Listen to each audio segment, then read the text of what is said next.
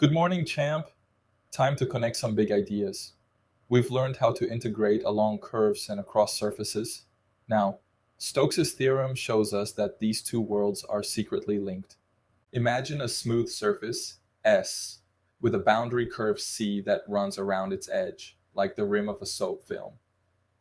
Stokes' theorem says the circulation of a vector field F along that curve equals the flux of the curl of F through the surface. In symbols, the line integral around C of F dot dr equals the surface integral over S of curl F dot n ds. That's a lot of symbols, so let's unpack it. The left side, the line integral, measures circulation, how much F swirls around the boundary curve. The right side, the surface integral of curl F, measures rotation density across the surface, how much the field twists or spins. Stokes' theorem tells us that the total rotation inside equals the circulation along the edge.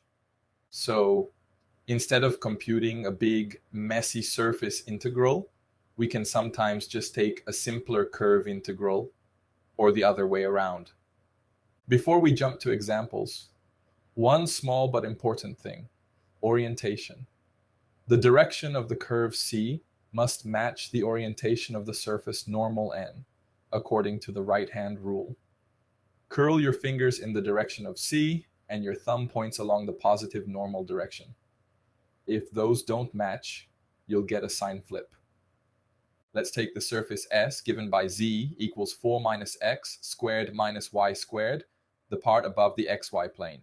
Its boundary C is the circle x squared plus y squared equals 4 at z equals 0.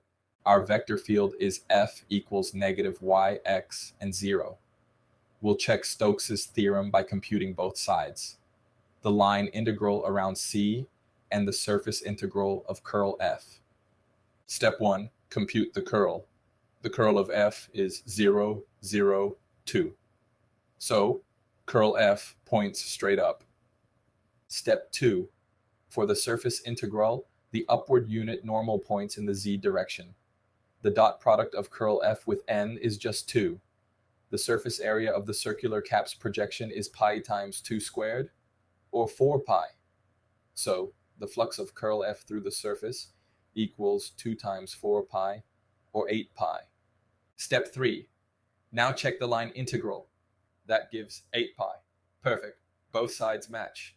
So the circulation around the rim equals the total twist of the field across the surface. The local spinning of the field, that's the curl, accumulates into a total rotation that exactly matches the boundary circulation.